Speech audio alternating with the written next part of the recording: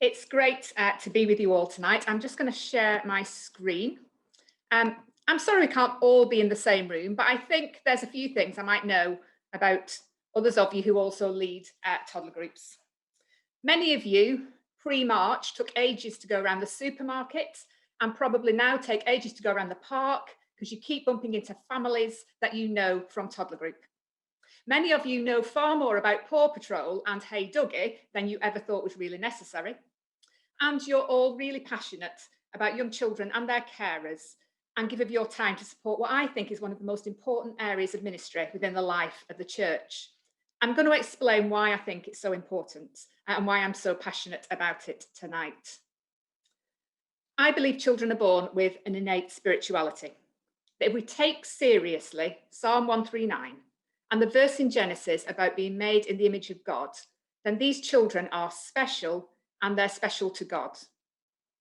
Under fives are spiritual beings. They're full of adventure, spontaneity, imagination, gentleness, joy, and wonder. And Jesus makes it really clear that children are welcome and he values a relationship with them. So how do we in our toddler groups respond to all this? You'll all be in different places tonight. Some of you will have toddler groups that are intentionally faith-based. Some of you will have a more traditional toddler group where you include some faith elements in it. And some of you might just be thinking about toddler groups and everything in between. And all of these toddler groups can be a place where a child's faith can grow. So I want to talk about four key things in this first part tonight. I want to talk about space, community, play, and deep play. So first of all, space. If you're familiar with Montessori education techniques, you'll know that the space, the environment, is regarded as the third teacher. So in the toddler groups then, it follows that our space needs to say a lot, which is quite difficult when you're in a drafty church hall, or in the current climate when you're trying to do toddler group on Zoom or in the park.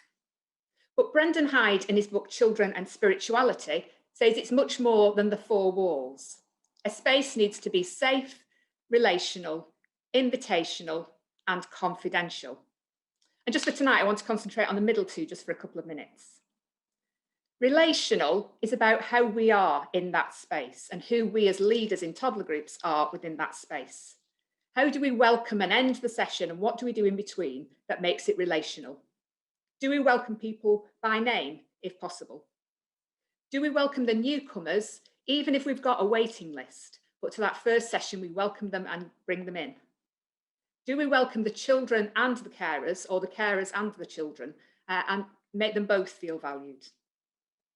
And do we end well? I remember going to a toddler group where at the end, I knew my children couldn't run out while I was battling the pram through the door because there was somebody stood on the door. And that person would help me get my double pram at that point through these doors and would make sure the children were okay and would say goodbye as I left. It was relational all the way through the session. And in the session itself, are we going around and checking everyone's okay and just seeing how people are?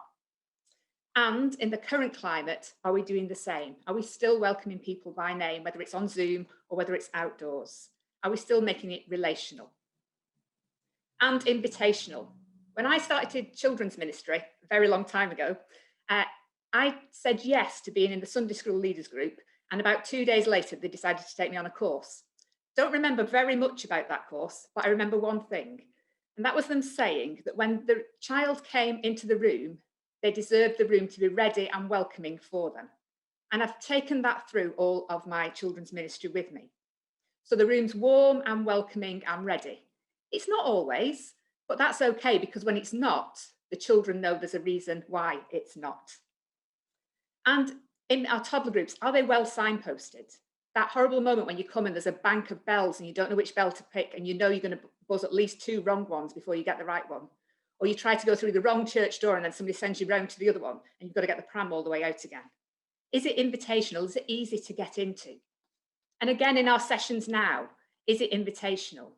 Do people know where to get the Zoom link? Or do they know whereabouts in the park to meet you? And is there somebody watching out for people as they arrive? Is there somebody keeping an eye on the WhatsApp when the Zoom's on to check the people who can't find the link? Is it relational and invitational? And then how do we create spaces in our toddler groups where the children can then go on to explore their faith? Elizabeth Jarman's work on child-friendly spaces says there needs to be a space where they under 5 can escape to, where they can express what they're thinking, where they can reenact what's inside them, a sensory space, and a space where the adult doesn't necessarily need to be. So how do we create and zone these spaces in our rooms? And we'll talk more about that later. And do we also create safe space for babies so that we show in what we provide that we value the 6-month-old just as much as the 3-year-old? So space is important. And community. Toddler groups become community, evidenced by the fact there's always people there hanging on at the end to talk to you or to chat to each other and arrange where to go for coffee afterwards or later in the week. So as we create toddler group, we are creating community, and we can make it a space where the faith we have is evident and integral to what we do. So if children and carers are part of a toddler group, part of a community where there's love, trust, and forgiveness, then they'll begin to understand that these are signs of a God who loves us. And their experience will then help them to make sense of the Bible stories that we share with them. We also create community by the rituals and rhythms that we put into our community. And that's what gives people a sense of belonging to that group. So are we creating rhythms and rituals that make people feel like they're part of something and part of something they want to engage with? And play. Central to the community of a toddler group is play. Play is a place of discovery. It's where children are free to explore and express themselves. It's a child's work or vocation. And it encourages them to ask those big what-if questions. I think we sometimes forget that when we introduce Bible stories, we're introducing huge, huge concepts. And the child needs to play and explore the ideas we offer in the stories and the mystery of the stories too. Friedrich Froebel believed that children learn best through play, as it's an avenue for understanding and discovery. So, as we set out to help children understand and discover more of God, play is a vital part of that.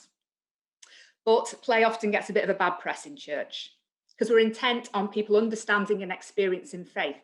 And sometimes we make play a bit secondary to that. But David Elkins says that what's learned in play will be stronger and last longer than what's told. So let's create areas for spiritual play, where the toys and equipment enhance the children's imagination without restricting their exploration as they encounter and explore a Bible story. And there's a key link between spirituality and play, and often that's found in what we might call deep play.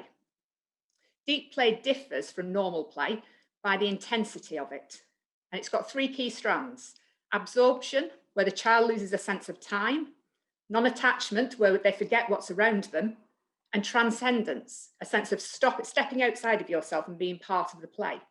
And we'll all have seen children playing in that way. But this description of deep play could be a partial description of what happens within spirituality and with a spiritual engagement. So if children are born with an innate sense of spirituality and play is a really important part of their life, we need to have more opportunities for deep play. Recognizing that you can't force a child into deep play and you never know when it's going to happen. But making those spaces where there's open-ended activities, where there's things they can get absorbed in as they respond to the stories that we've shared with them, where there's time to slow down and stop and engage with the meaning of the story. And if we can offer those opportunities for deep play alongside the stories that we tell, then actually children will start to engage more with faith and the spirituality that we bring into our toddler groups. So space, community, play, and deep play. And in all of that, remembering that the adults and children that we meet in our toddler groups are unique individuals, created and loved and cherished by God, and they have a right to know this and to know God. And our toddler groups might just be the place where that relationship flourishes. So I'm going to leave it there for a bit now and allow you to explore that in your groups a little bit.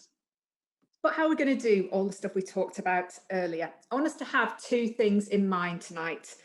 Over the past few months, as we've been saying, we've worked in very different ways and we don't know what the future is going to look like. And little children touch things, and the thing we've not been allowed to do is touch. So We don't know how we're going to get to a point where we can be somewhere like we used to be. So hold that in mind. And each of you is in a different situation. Some of you will have well-established groups, some of you will be starting out, and there'll be everyone in between, as we've seen. So filter this, what I say, through your own lens for tonight. So we talked about the structures of community earlier and how we create a community where that faith is implicit and part of what we do, and the rhythms and routines that we have within that. And one of those might be about how we share the stories we were just talking about then. So do you have a regular story time? Do you have a place where you meet and gather so that story becomes special?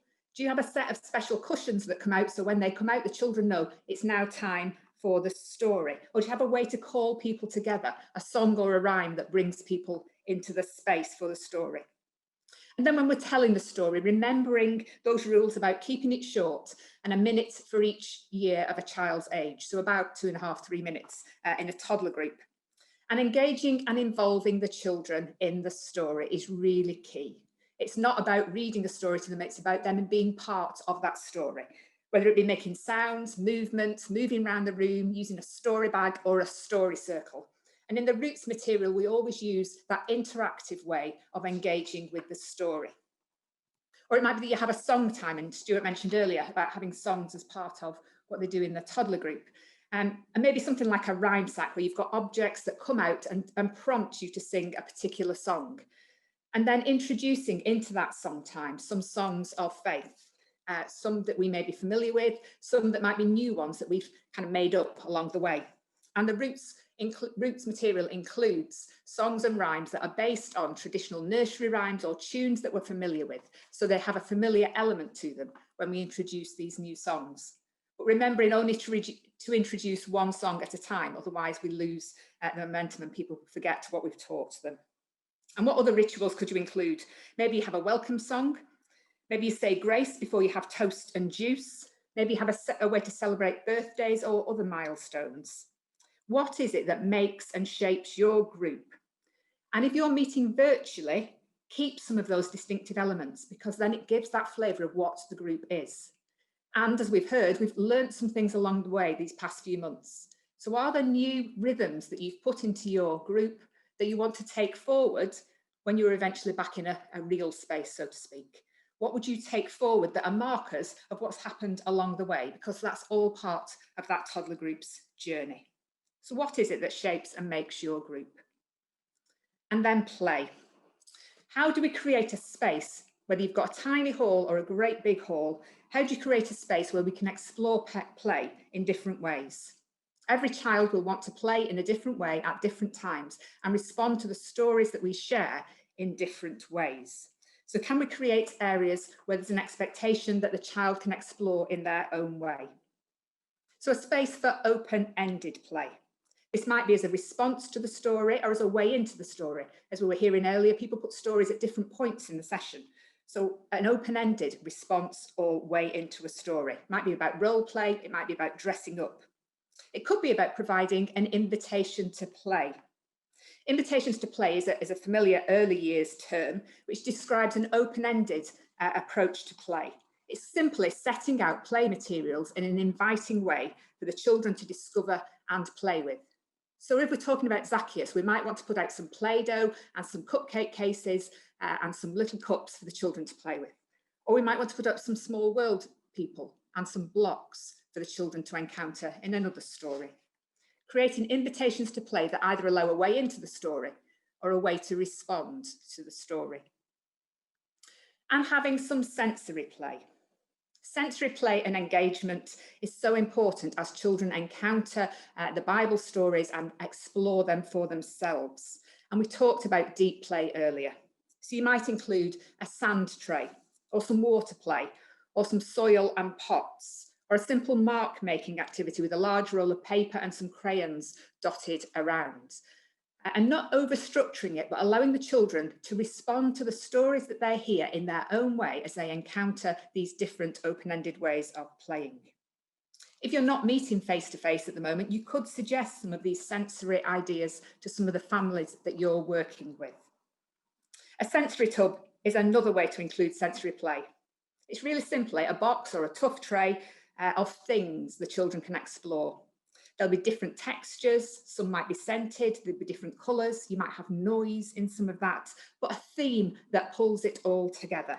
So again, the children explore in their own way, in an age-appropriate way, the stories that you've been sharing with them. Another form of sensory play that works brilliantly in toddler groups is heuristic play. It's a term coined by a child psychologist called Eleanor Goldschmidt, which is simply about the discovery of objects. You've probably come across it under the name treasure baskets. And in treasure baskets, you have found objects that the children explore. And this is especially good for younger children because it means you're not overstructuring the way that they play. So if we're encountering a story about light, we might want a shiny treasure basket that's got a child-safe mirror or some glittery cloth or a shiny ribbon or one of those running blankets that you see at the end of a race. If we're talking about creation, we might want a natural treasure basket filled with twigs and pine cones and pieces of bark that the children can encounter. The best treasure baskets are made from things that we find lying around. So actually, for our families to create them at home, we should be able to prompt them to do that. And at this time of year, when the Christmas decorations are coming down, actually it's a good time to prompt them to create a treasure basket that maybe tells the story of the wise men or talks about the nativity story with some prompts for the kind of things they might want to include in a treasure basket. And often in the roots material, we'll have sensory play or treasure baskets as a way of encountering and exploring the story. And you've probably got a creative area somewhere in there for the children who are creative to respond to the story in that way. And just a few pointers, bearing in mind what we've said earlier. Slow down and don't worry if you don't finish what you've planned. It's about the process, not about the end product. Provide an open-ended structure and allow the children to explore unaided because they will respond to the story in their own way if they're allowed to do that. And I know this is really hard, let the children do the activities for themselves and try to not or to discourage the parents from doing it for them, which I know is sometimes quite tricky. But it doesn't always have to be about a take-home product or an end thing. And I think sometimes we get caught up in having to produce something at the end of it. But actually the process of messy play or playing with Play-Doh can often be the way that a child spiritually engages with the stories that we've been talking about when they're allowed to get into that deep play as they do a creative activity. And importantly, being aware of diversity in what the resources that we provide and in the way that we provide them so that our craft activities are accessible for everyone. And now encouraging creativity at home for families. And the Roots Advent material encourages families to engage creatively with the Bible stories during Advent. And finally, space. However big or small our space, you can create areas that are for the child to be and to explore. And this is a great thing to get families to do at home. Simply throwing a blanket over a table creates a den or a palace or a cave or maybe even a stable. Adding a pop-up shelter or a canopy or a small tent allows children to have a space where they can explore their faith in their own way. And adding some books or a treasure basket or some small world people into that environment allows them to respond to the story in a way that is important for them. So, in our toddler groups, let's create places for the children to hear and play the story, to respond, to engage in a sensory way. Let's create a space that's for them. And as we weave the stories of faith through these opportunities to play, we'll create an intentional spiritual play place. But it needs trust. It needs trust in the process of play. It needs trust in the child as they play. We need to trust in the future that one day we will be playing more in this way. And we need to trust in God that He's got this and He is playing with the children. Thank you.